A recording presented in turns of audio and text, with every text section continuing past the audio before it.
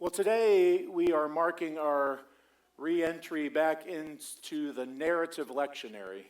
It's been our practice for the last 2 years that we've been going through the narrative lectionary. It's a 4-year cycle through the Bible in which we will touch on all the high points of the Bible. And we start at the beginning, back in Genesis, in the beginning of fall every year, and we'll work our way through the Old Testament between now and Advent in early December. And then in the springtime this year, we're going to spend our springtime in the Gospel of Luke. And then we'll have some free choice sermons next summer. But we're back in Genesis, and we're really at the end of Genesis. And it's this new series we're going to call the next 4 weeks, Promises Made, Promises Kept. We're going to look at the promises that God gave to specifically Abraham, and then to today Jacob and Moses, and later the Israelites and David, and see how God made these promises, and see how we do on our part in keeping the promise, and see how God does on his part in keeping the promise. So it's sort of maybe be better, promises made, promises kept, question mark. So the story of the promise in the Old Testament that we're looking at begins with Abraham. Actually, his name was Abram before God changed it. And our story starts there because God made a promise to Abraham that he would have a family, and we'd have a generational lines with people as many in the stars in the sky, as many sands on the beach. But Abraham got old, but eventually God still kept his promise and gave Abraham a son. And the family grew and grew and grew through Isaac and Rebekah, and now to Jacob, who was Abraham's grandson, and is now leading his own family and clan. And our story today begins with Jacob settling back in Canaan. And Joseph is Jacob's favorite son, and Joseph's brothers resent him for that. Wouldn't we all resent our siblings if our parents had a favorite? And it doesn't help with his popularity when Joseph tells his brothers and his father that he's had some dreams.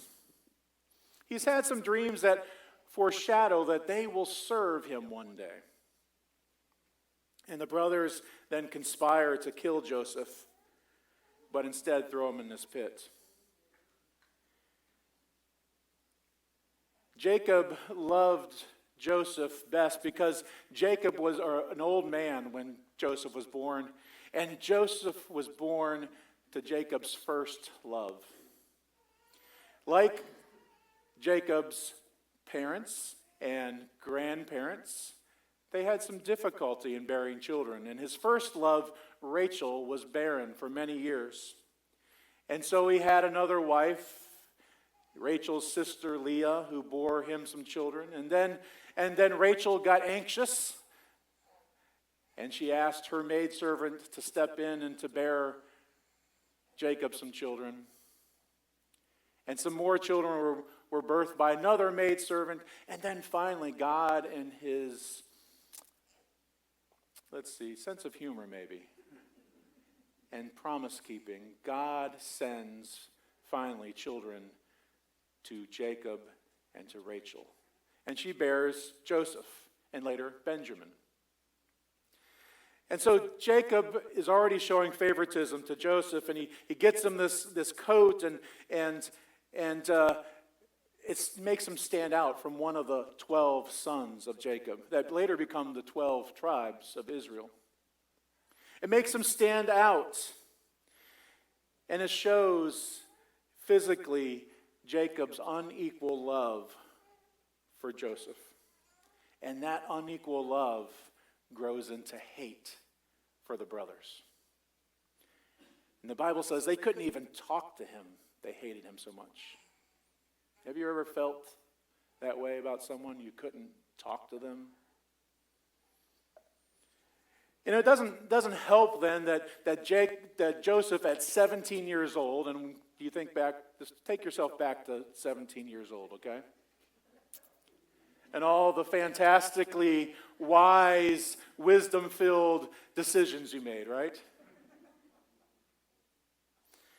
So at 17 years old, God sends him a dream. And now it's not just a dream like we would wake up from a dream and, no, that was nice. He sends him a prophetic dream, a prophetic vision like he sends to the prophets.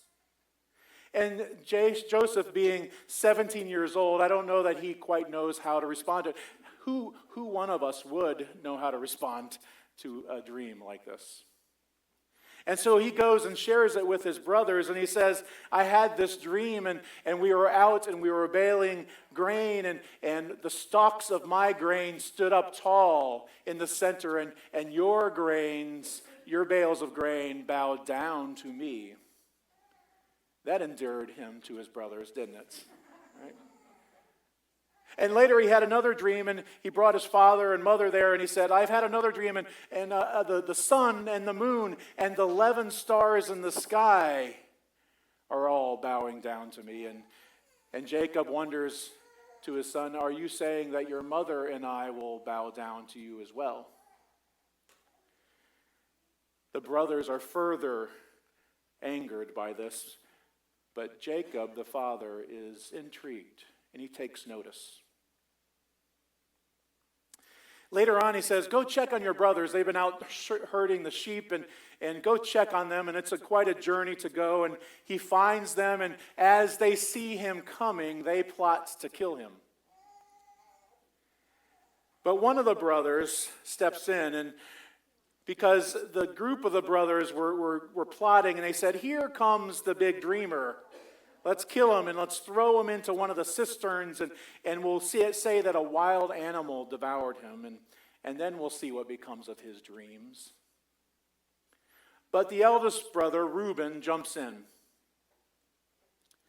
He says, let's not kill him. Let's not spill the brother. I mean, he is our brother, after all. I mean, does this story of a brother killing another brother possibly, does that ring any bells with any other Old Testament scriptures? Cain and Abel. But this eldest brother, Reuben, steps in. He says, let's not kill him. Let's not spill his blood. Let's just throw him in a cistern and leave him there. But what they didn't know is Reuben intended to follow back and to save him. So they stripped Joseph off his robe, and they threw him into this pit, and then they go out and they have a meal. And another brother, Judah, suggests that they shouldn't kill their brother either, but let's sell him to the Ishmaelites instead. So they're planning to go get him out of the pit and sell him to the Ishmaelites so that they can earn some money. So they'll get rid of their brother and also gain some money. What's not bad about that? But instead, the Midianites are coming through as well on a trade route, and they beat them to the punch. They pull Joseph and rescue him out of the pit, and the Midianites sell him to the Ishmaelites for 20 pieces of silver. And so the brothers are dismayed, and they find the coat, and they dip the coat in some goat's blood, and they take it back to their father, and they say, we don't know what happened, but Joseph's gone. Sounds kind of familiar maybe to Cain even too, right? What am I, my brother's keeper? But Joseph ends up in Egypt. And he doesn't only end up in Egypt as a slave, he ends up being Pharaoh's right-hand man. And he works for this man named Potiphar.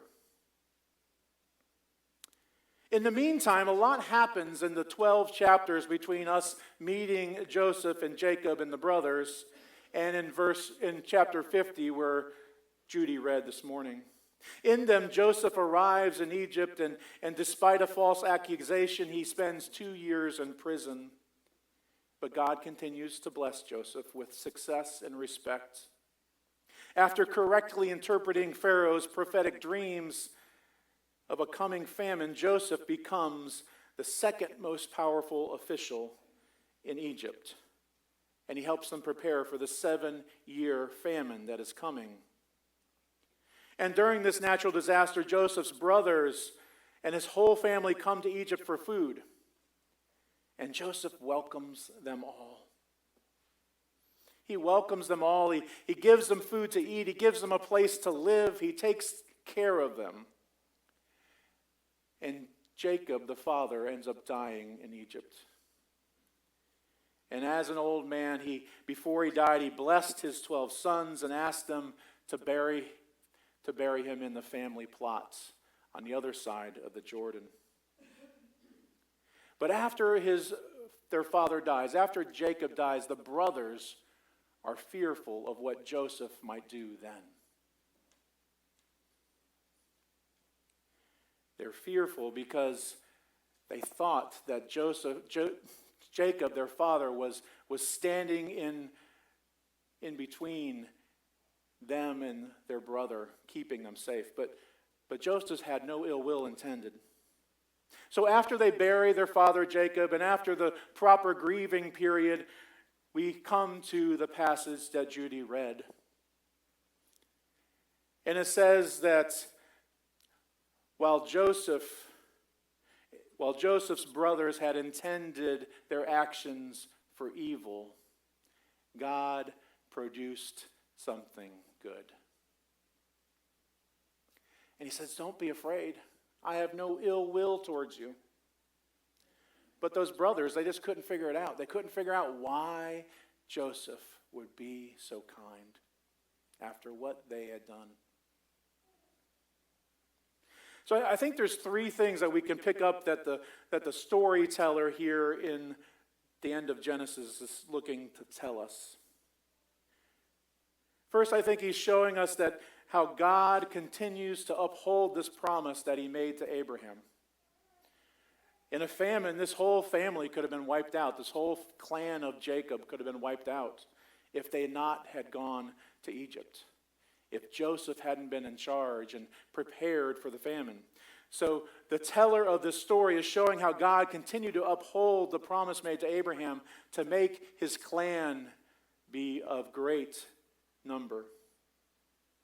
In chapter 46, Jacob has an encounter similar to his grandfather Abraham. It says that Jacob packed up everything he owned and he traveled to Beersheba on his way to Egypt, and there he offered sacrifices to his father Isaac's God.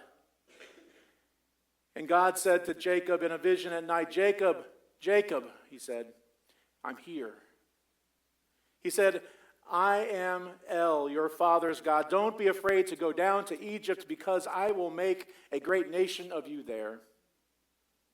I will go down to Egypt with you, and I promise to bring you out again. And we're going to see the result of that promise next week. And Joseph will close your eyes when you die. And then Jacob left Beersheba. Jacob's sons put their father Jacob, their children and their wives in the wagons Pharaoh had sent to carry him.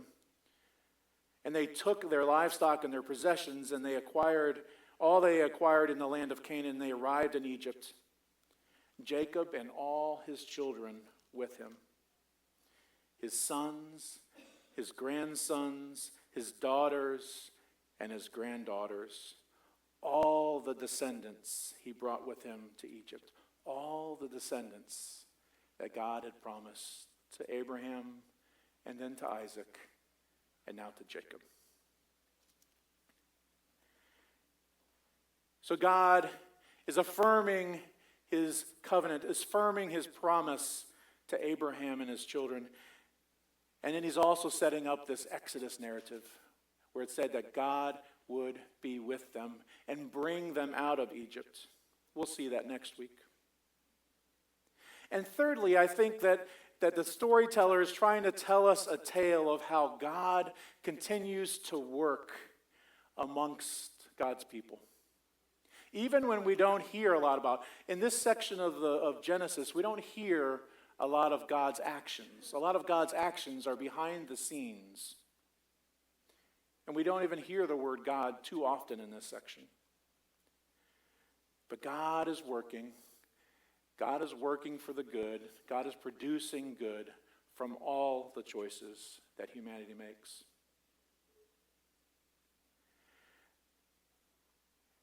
I want to just spend a few minutes here at the very end of this verse, where the brothers encounter Joseph after their father has died. They've grieved, they've mourned, they've returned from the other side of the Jordan back to their daily lives, and the brothers are afraid. What is Joseph going to do to us? He's powerful, way more powerful than we are. And it says that the brothers came to Joseph and they said, "Our father said," he didn't say this, by the way. The brothers say, "Our father said to us before he died that you should take care of us, that you should forgive us of what we have done to you and not hold it against us." And with those words, we're told that Joseph started weeping. And I wonder, number one, maybe he's weeping because these are the last words of his father. Maybe he's seeing these last words of his father come to bringing the family back together. Or maybe they're tears of disappointment because these brothers are still lying. He saved them from famine. He saved them from death. He gave them a place to live. He respected them and treated them well. And they still don't trust him. They can't see beyond the power differential of who Joseph has become and who they are. They can't even come to apologize to him with their own words. They have to make up a story that, well, Dad said that you should forgive us. They're depending still on the words and actions of their father. They can't bring themselves to apologize, and they just continue looking out for themselves. And what's interesting is this is the dream, right? That Joseph would stand tall and powerful, and that the brothers would bow down to him. So this, in fact, does come true. But the brothers, they can't see beyond this power differential. They can't see beyond the relationship of Joseph being the most powerful, second most powerful person in Egypt. And they can't see his love for them and his family. So many times Joseph lifted up his family, and still they can't see his love. So I don't know why Joseph is weeping. Maybe it's all three. Maybe he's weeping because these are the last words, supposedly, of his dad. And maybe he's disappointed that his brothers still can't engage with him, and that the dysfunction is so great in this family. I mean, it started way back with Abraham. We hear a lot of talk about biblical family values and a biblical family. Let me tell you about the biblical families in the Bible.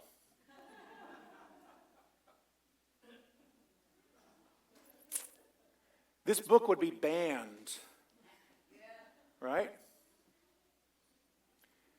Multiple wives, interceding and giving maidservants to lay with husbands because they can't trust God, looking out for themselves. So whenever anybody brings up biblical family values or a biblical marriage, just remind them about Abraham and Isaac and Jacob. It's full of dysfunction, just like our families are now. I mean, dysfunction and violence of the Old Testament is commonplace.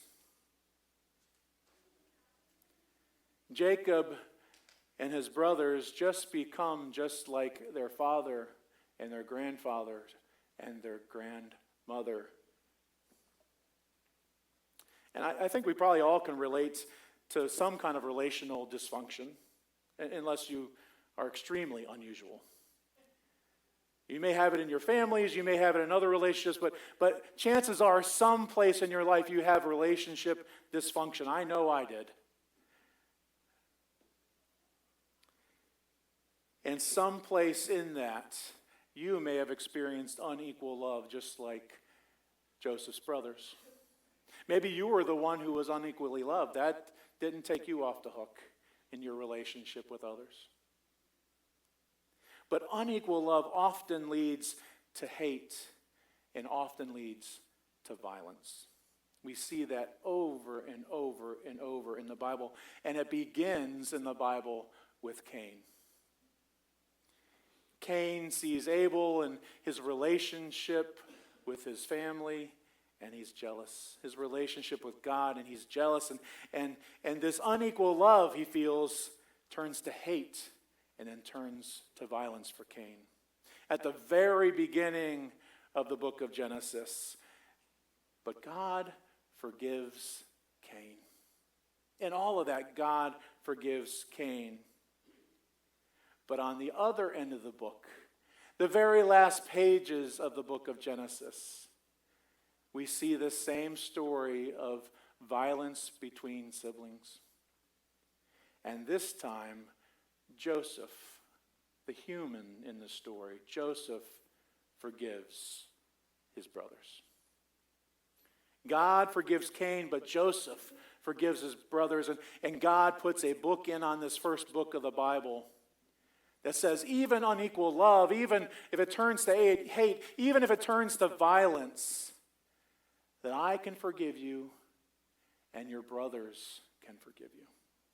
Your families can forgive you. Your siblings can forgive you.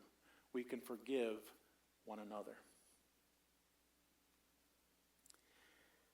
Verse 20 and 21 says, you planned something bad for me. Joseph is talking to his brothers. You planned something bad for me, but God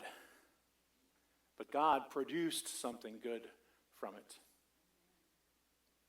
And he did it in order to save the lives of many people, just as he's still doing today. And Joseph tries to reassure his brothers, don't be afraid. I will take care of you, and I will take care of your children, so you can put them at ease and speak reassuringly to them. I don't know if the brothers responded to that or not. Maybe their dysfunction was so great that they didn't have the emotional intelligence and emotional capacity to experience what Joseph was trying to do for them. But friends, no matter where we find ourselves, even though all of humanity's brokenness and dysfunction and evil, even with all that in our lives, God is still upholding and keeping the promises. God is still upholding and keeping the promises that he made to Abraham and to Isaac and to Jacob and now to Joseph. And God is keeping the promises he makes to us. Frederick Buechner is a theologian who passed away just in the last couple of years, and he has this quote. He says, here is the world telling us. Here is the world. Beautiful and terrible things will happen. Don't be afraid. Just like Joseph said to his brothers, don't be afraid. God tells us, beautiful and terrible things are going to happen, but don't be afraid, for I am with you. I forgive you, and your brothers and sisters will forgive you as well. Friends, bad, hard things are going to happen in our lives. Terrible, no good, awful days are going to be upon us.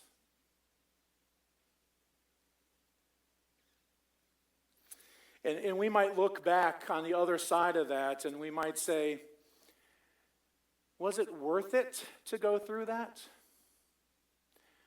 Did that medical diagnosis, was it worth it to go through that? Was that relational heartbreak, was it worth it to go through that? No. I wouldn't wish that on my worst enemies. Right? As Tracy and I think back on our family and all the difficulties we had with Kenneth and his addiction and the acting out that came later, and do we want to go through that? No. Was it worth it? No. Was it worthless? No.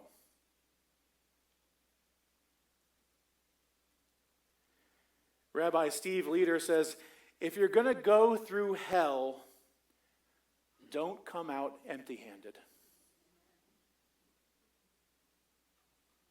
So whatever it is that we're going through, make sure we pick up the point that is not worthless to us. I've told you about the man in the hole story often. And I've told you how a man or a woman or a friend who's been there picks the man out of the pit. But what happens when those people aren't there? Well, friends, God can lift you out of the pit in only the way that God can lift you out as well. The pit that we find ourselves in is not the end of our story. The worst thing is not the last thing, because we know there's a future beyond the pit. Amen?